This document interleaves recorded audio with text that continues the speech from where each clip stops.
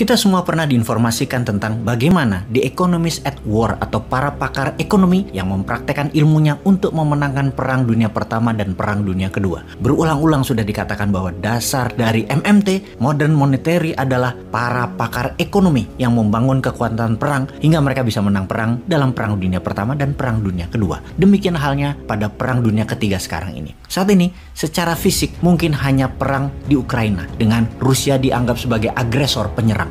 Namun, terdapat data lebih dari 26.000 private army di sana dari 27 negara dunia. Artinya, walau atas nama individu, namun secara negara ternyata cukup banyak juga yang terlibat. Dan kita bisa mengartikan perang di Ukraina adalah Perang Dunia Ketiga. Kita tahu bahwa untuk Indonesia, untuk menjadi negara besar, kali ini kita harus belajar dari Rusia, dari cara Rusia menangani perang secara ekonomi. Bagaimana walau harus membiayai perang, walau diembargo, walau kena sanksi ekonomi, namun rubel, mata uang Rusia, adalah mata uang terkuat di dunia saat ini. Mengapa bisa terjadi seperti itu? Sahabat semua, video narasi kali ini didukung oleh santara.co.id. Anda perlu dana cepat. Perusahaan Anda memerlukan mitra pemodal dengan melepaskan saham Anda. Bergabunglah ke web santara.co.id dan klik fitur daftarkan bisnis, di mana perusahaan Anda akan direview lebih dari 321.000 investor Santara. Dan jika usaha Anda menarik serta menguntungkan, pendanaan secara gotong royong, urun dana masyarakat menjadi solusi cepat pendanaan bagi Anda. Santara adalah perusahaan urun dana pertama dan terbesar di Indonesia. Sahabat, sekarang kita kembali ke Rusia sekarang. Kita semua mendengar informasi yang sama dalam beberapa minggu ini di seluruh dunia bahwa harga bahan pangan naik, barang langka tidak ada pemasoknya, harga energi naik, dan melemahnya banyak mata uang dunia. Kita membahas yang paling terakhir, mata uang banyak negara dunia kehilangan nilainya, alias melemah yang terhitung sejak awal tahun 2022. Kita melihat yen Jepang yang melemah 18% terhadap US dollar terhitung sejak awal tahun, yang mana hal ini merupakan perlemahan yen terburuk dalam 27 tahun terakhir. Saat ini,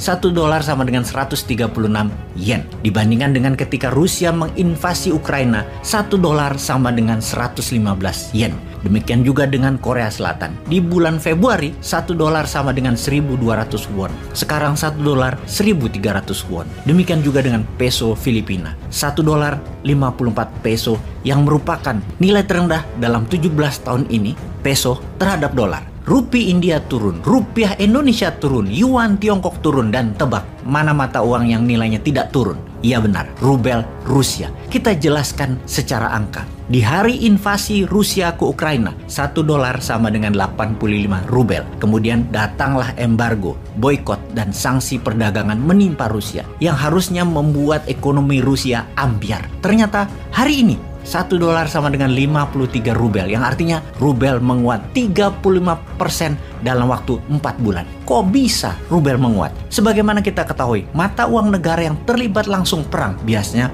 melemah, apalagi yang diinvasi. Rubel Rusia kebalikannya. Mengapa? Bagaimana bisa terjadi? Harusnya sanksi ekonomi akan membuat rubel tak ada nilainya lagi. Mungkin tinggal separuh seharusnya. Kalau sebelum perang 1 dolar sama dengan 85 rubel, mungkin seharusnya 1 dolar sekarang harusnya 500 rubel. Tapi mengapa malah menguat? Yang terjadi karena 3 hal. Pertama, Rusia menjalankan capital control measure, yaitu tentang mengantisipasi langkah apa yang terjadi jika perang ekonomi dilakukan oleh pihak lawan. Untuk mempertahankan ekonomi Rusia, Rusia harus mempertahankan mata uang Rusia, yaitu rubel. Bank Sentral Rusia telah membuat kebijakan antisipatif jauh sebelum pihak barat bertindak menyerang ekonomi Rusia dengan sanksi, embargo, dan boykot, yaitu dengan strategi membuat uang dari Rusia tidak keluar Rusia atau keep the money inside Rusia. Misalnya, kalau Anda pebisnis di Rusia, Anda adalah perusahaan ekspor yang menghasilkan pendapatan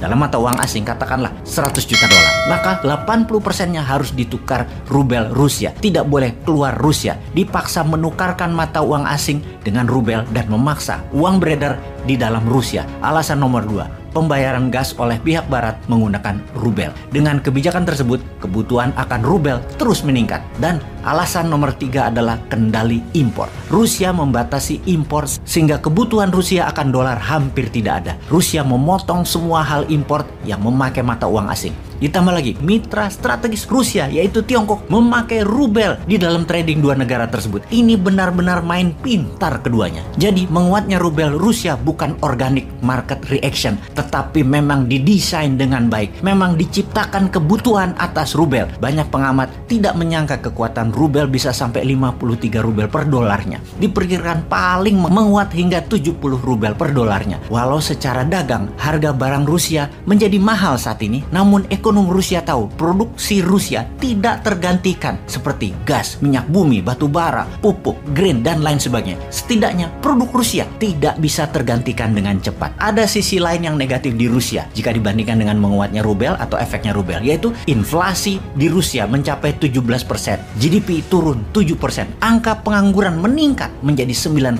Tapi shockwave atau indikator ekonomi yang memburuk bukan hanya milik Rusia. Inggris misalnya, inflasinya 9% yang merupakan terburuk dalam 40 tahun terakhir ini. Menambah parah keadaan, Bank of England memperkirakan inflasi Inggris akan double digit menjadi 11% di akhir tahun 2022 ini. Efeknya banyak demo di Inggris seperti pekerja kereta api di Inggris yang mogok kerja baru-baru ini. Yang kemudian para guru di Inggris sedang bersiap untuk demo yang menuntut pemerintah menangani masalah inflasi yang parah dengan misalnya menaikkan gaji mereka atau menurunkan pajak. Namun Boris Johnson, Perdana Menteri Inggris, tidak mau menuruti kehendak demo tersebut karena takut akan terjadi seperti di tahun 1970-an di mana pemerintah untuk menangani inflasi menaikkan gaji. Ternyata malah counterproduktif, malah meningkat inflasinya karena mereka malah spending barang-barang bukan buatan Inggris. Dengan informasi tersebut sahabat semua, kita di Indonesia juga harus bersiap akan meningkatnya inflasi yang sampai saat ini belum diumumkan. Sudah lama loh nggak ada info yang biasanya BPS setiap bulan mengumumkan angka-angka tersebut. Kita tahu sih itu angkanya tidak bagus, namun jujur itu lebih baik, atau biar terlihat selalu bagus agar tahun 2024 nggak ada pilpres, diperpanjang 3 tahun ya gitu jabatannya. Ya monggo aja kita dukung, sama tolong ada jabatan komisaris utama BUMN yang untung buat gua deh. Mana ya yang untung BUMN-nya?